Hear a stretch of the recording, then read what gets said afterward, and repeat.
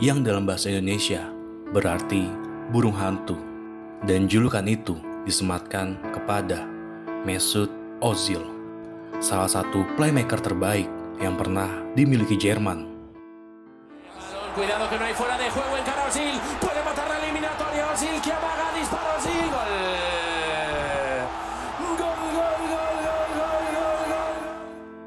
Meski lemarinya tidak dipenuhi piala seperti kebanyakan pemain bintang lainnya, tetapi kehadiran Ozil di atas lapangan mampu memukau banyak pasang mata karena kejeliannya dalam mengirimkan sebuah umpan.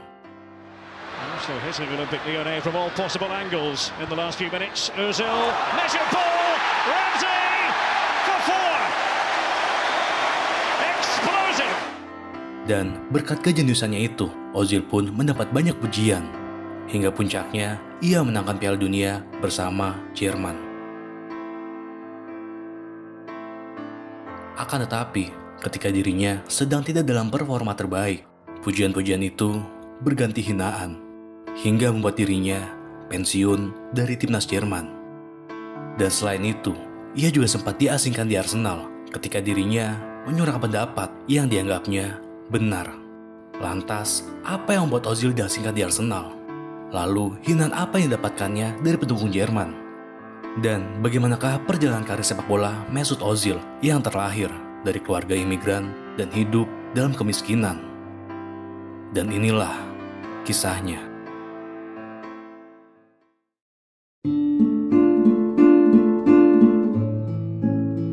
Mesut Ozil lahir dari keturunan imigran Turki yang mengadu nasib di Jerman. Ia lahir pada 15 Oktober 1988 di Gelsenkirchen, Jerman dari pasangan Mustafa Zil dan Gulizar Zil. Munculnya Ozil di dunia sepak bola adalah jawaban dari kerja kerasnya sendiri selama bertahun-tahun. Karena melalui sepak bola, Ozil berharap derajat keluarganya bisa terangkat. Saya lahir dan besar di Jerman sebagai imigran dari Turki. Hidup saya keras, tapi saya tidak putus harapan. Apa yang membuat saya gembira adalah sepak bola, dan itu menjadi cara untuk mencapai mimpi saya, ucap Ozil. Dan perjalanan Ozil dengan sepak bola dimulai saat dirinya bermain di Monkey Cake, sebuah lapangan untuk bermain sepak bola yang terletak di lingkungan imigran. Dinamakannya Monkey Cake karena lapangan itu dikelilingi pagar yang memisahkan antara penduduk asli dan kaum imigran. Guru sekaligus pelatih pertama Ozil yang mengolah bola adalah kakaknya sendiri, Multu Zil, yang piawai bermain bola tapi tidak ditekuninya karena ia tidak yakin bahwa seseorang dengan status imigran di Jerman bisa berhasil di sepak bola. Akan tetapi, dari rasa pesimis sang kakak malah membuat Ozil makin bersungguh-sungguh dalam mengejar cita-citanya. Ozil terus mengembangkan bakat dan keterampilannya itu di Monkey Cake. Meski terkurung layaknya hewan, tapi Ozil tidak pernah mengurungkan niatnya untuk benar-benar menjadi seorang pesepak bola profesional. Di Monkey Cake, Ozil terus berlatih meski cuaca sedang tak bersahabat. Ia akan ada di sana setiap hari, entah itu panas, turun salju, ataupun sedang hujan, ucap Multu. Sama halnya dengan pendapat sang kakak, salah satu guru Ozil di sekolah pun berpendapat bahwa Ozil sedikit autis dengan sepak bola. Tak hanya itu, sifat Ozil pun digambarkan sangat berbeda ketika ia di dalam lapangan dan di luar lapangan. Ketika di luar lapangan, dia sangat kecil, pendiam, dan tertutup. Tetapi ketika di lapangan sepak bola, semuanya berubah. Dia adalah orang yang ekstrovert, pemain yang paling besar. Dia membusungkan dadanya. Dia adalah superstar tim kami. Hingga akhirnya, usai bertahun-tahun bermain di Monkey Cake dan 5 tahun mengasah kemampuannya di klub Rot-Weiss Essen, dan juga usai terdaftar di Badan Sepak Bola Jerman, mimpi Ozil untuk mengangkat derajat keluarganya tiba.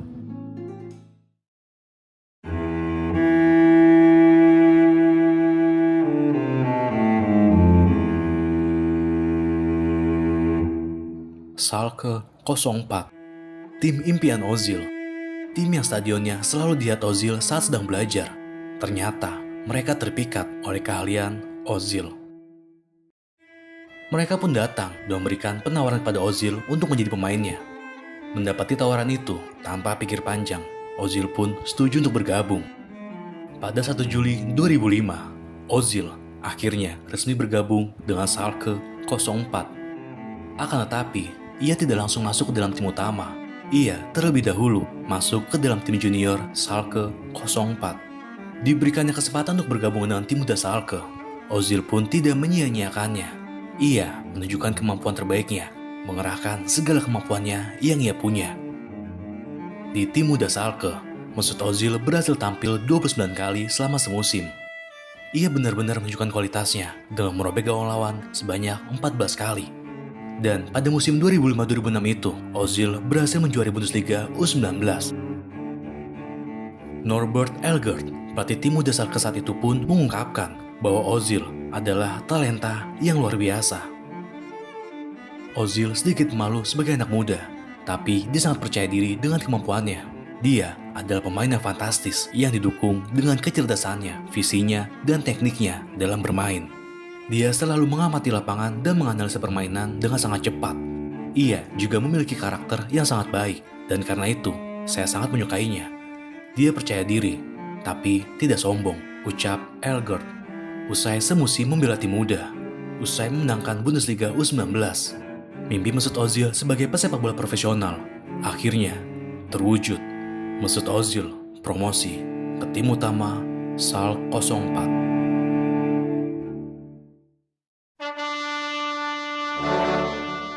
Sebagai pemain muda yang baru dipromosikan, Ozil pun tak sabaran untuk memulai debutnya. Dan Mirko Slomka, manajer Schalke saat itu pun juga tak mau menyanyiakan pemain berbakat seperti Ozil. Dengan nomor 17, di usianya yang telah menginjak 18 tahun, Ozil melakukan debut pertamanya saat Schalke berjumpa Bayer Leverkusen di Piala Liga pada 29 Juli 2006. Di musim pertamanya itu, Ozil mencatatkan penampilan sebanyak 23 kali, dan ia berhasil mencetak 1 assist saat melawan Hannover 96. Akan tetapi, di musim pertamanya itu, Ozil tidak berhasil memenangkan satu kejuaraan pun bersama Schalke. Memasuki musim 2007-2008, sebagai pemain muda, Ozil pun dimainkan di berbagai jenis posisi oleh Slomka, mulai dari gelandang serang, sayap kanan, dan kiri. Akan tetapi, meski dimainkan di 4 posisi berbeda, Ozil tetap membuat pelatihnya terkesima. Bahkan, pada musim keduanya ini, Ozil berhasil mencetak gol pertamanya untuk Schalke. Trotz der hohen Führung. Erneut Asamoah über rechts und in der Mitte Özil. 5-0. Namun sayangnya, di musim keduanya ini, Ozil hanya bermain setengah musim saja karena ia dikabarkan bermasalah dengan manajemen klub. Melihat situasi itu, Werder Bremen yang ingin mencicipi jasa Ozil pun lantas mengambil kesempatan atas kondisi itu. Pada 31 Januari 2008, di hari terakhir bursa transfer di musim dingin, Ozil resmi pindah ke Werder Bremen dengan biaya 89 miliar rupiah. Usai beradaptasi selama setengah musim, di musim 2008-2009, Ozil perlahan menjelma menjadi gelandang kiri dan tengah yang menakutkan. Ozil benar-benar tahu apa yang diinginkan Thomas Schaaf untuk menciptakan sebuah peluang. Di musim 2008-2009, Ozil berhasil mencatatkan penampilan sebanyak 47 kali, dan ia berhasil mencetak 5 gol dan 23 assist. Meski hanya mampu membawa Werder Bremen finish di peringkat 10 pada klasemen akhir Bundesliga, tetapi di DFB Pokal beda ceritanya. Di musim keduanya bersama Werder Bremen, Ozil akhirnya meraih apa yang diinginkan sebagai seorang pesepak bola, yaitu sebuah trofi. Di musim 2008-2009, Ozil berhasil membantu Werder Bremen memenangkan DFB Pokal usai mengalahkan Bayer Leverkusen dengan skor tipis 1-0. Dan gol itu diciptakan oleh Mesut Ozil sendiri di menit ke-58. Kegemilangannya di level klub pun juga ia rasakan di timnas muda Jerman yang berkompetisi di Euro Under 21. Di laga final yang mempertemukan Inggris dan Jerman itu, Mesut Ozil berhasil memorak-porandakan Inggris dengan kemampuannya. Jerman menang telak 4-0 dan Ozil menjadi aktor utama dengan mencetak 1 gol dan 2 assist. Di tahun keempatnya menjadi pesepak bola profesional ini, Ozil benar-benar membuktikan bahwa seorang anak keturunan imigran bisa meraih kesuksesan di sepak bola di Jerman. Horst Hrubesch yang merupakan manajer Jerman U21 saat itu pun mengakui kehebatan Ozil dalam bermain. Kami di Jerman cenderung menyukai pemain asing. Kami memuji Wayne Rooney, Ronaldo, atau Messi. Tapi kami memiliki Messi kami sendiri. Dan Messi kami adalah Ozil, ucap Horst Hrubesch. Selepas menjalani musim yang cemerlang itu, karir Mesut Ozil makin bersinar, menyilaukan banyak pasang mata yang melihatnya, hingga puncaknya saat dirinya bermain di Piala Dunia 2010, Piala Dunia yang terus diingat oleh pecinta sepak bola di seluruh dunia, termasuk Mesut Ozil, karena pada edisi saat itu, ia dipanggil untuk membela Der Panzer.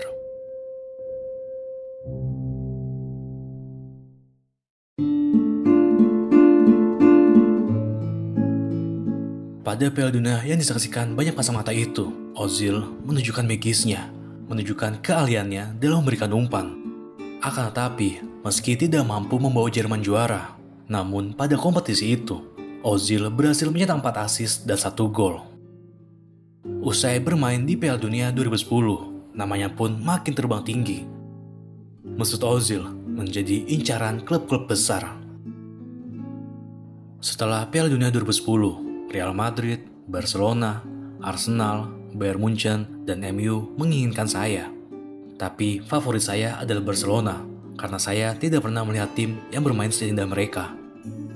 Kendati demikian, meski ia ingin gabung dengan Barcelona, nyatanya Real Madrid lah yang memenangkan perburuan Mesut Ozil. Karena Ozil menyangka bahwa Pep Guardiola tidak terlalu membutuhkan jasanya.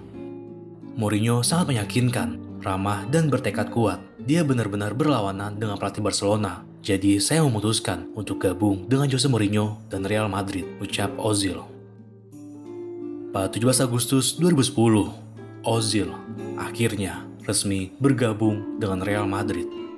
Ia pun melakoni debut resminya pada pekan pertama La Liga saat Madrid melawan Mallorca. Dengan disambut tepuk tangan penonton, Ozil masuk ke lapangan menggantikan Di Maria pada menit ke-68. Namun sayangnya, pada laga debut resminya itu, Ozil belum mampu berkontribusi banyak.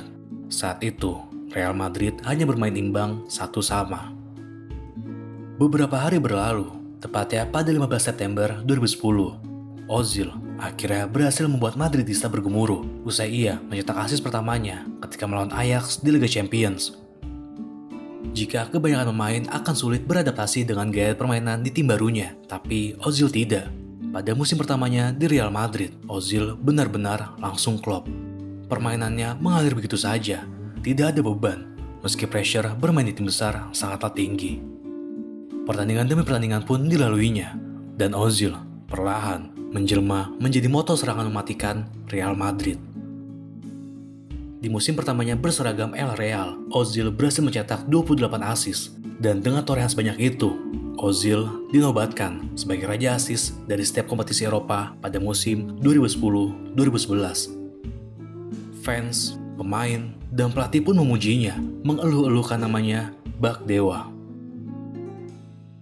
Ozil sangatlah unik, tidak ada salinan untuk dirinya, bahkan salinan terburuk sekalipun.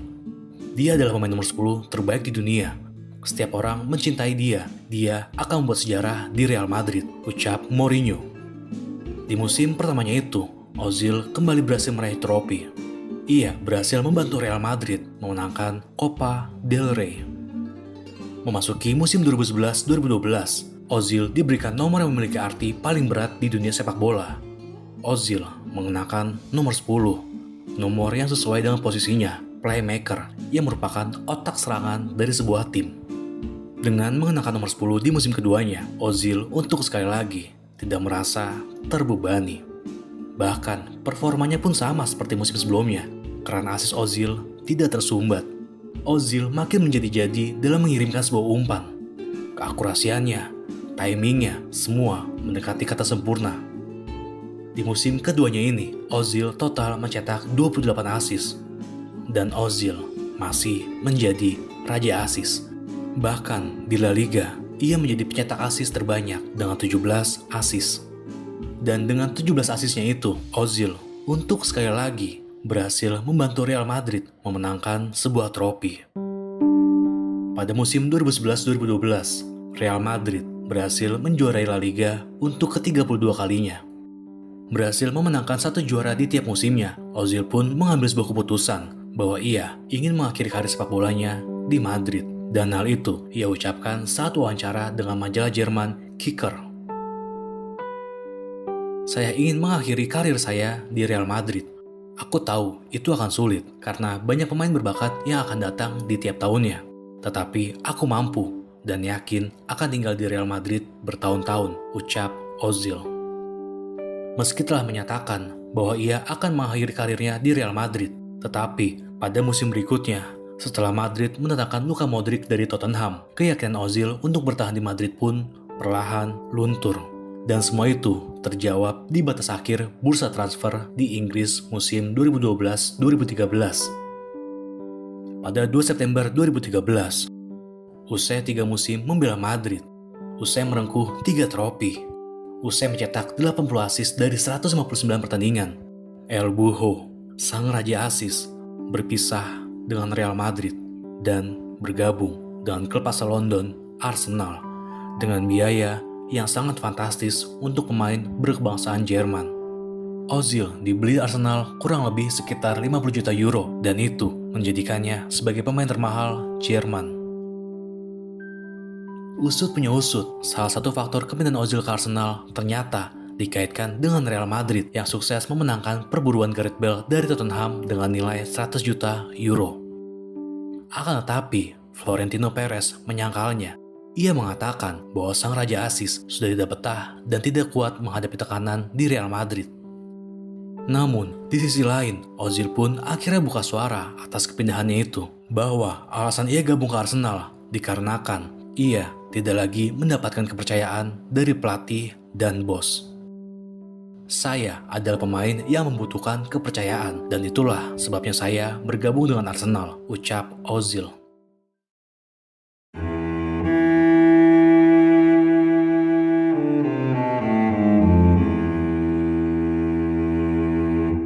Beberapa hari berlalu, Ozil pun diperkenalkan Arsenal sebagai pembelian terbarunya. Akan tetapi, untuk sekali lagi, Ozil tetaplah Ozil.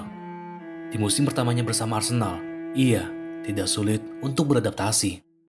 Meski harus absen beberapa pertandingan karena cedera, Ozil tetap memukau dan menjadi kreator serangan bagi Arsenal. Dan pada musim pertamanya itu, Ozil berhasil membantu Arsenal memenangkan FA Cup usai mengalahkan Hull City dengan skor 3-2. Dan masih di tahun yang sama, jika di level klub Ozil memenangkan FA Cup, sedangkan di timnas Jerman, Ozil berhasil memenangkan kompetisi paling bergengsi dan paling diinginkan oleh pesepak bola. Di tahun 2014, Mesut Ozil berhasil membantu Jerman memenangkan Piala Dunia. Dan dengan keberhasilannya itu, jutaan rakyat Jerman pun makin mengeluhkan namanya. Akan tetapi, sayangnya, segala macam pujian yang diberikannya itu seketika sirna. Dimulai saat dirinya berfoto dengan Presiden Turki dan kegagalannya bersama timnas Jerman di Piala Dunia 2018. Selain itu, di level klub, Ozil merasakan hal yang sangat tidak mengenakan sebagai pesepak bola. Ozil diasingkan, diparkirkan, dan dihilangkan usai menyuarakan apa yang menurutnya benar.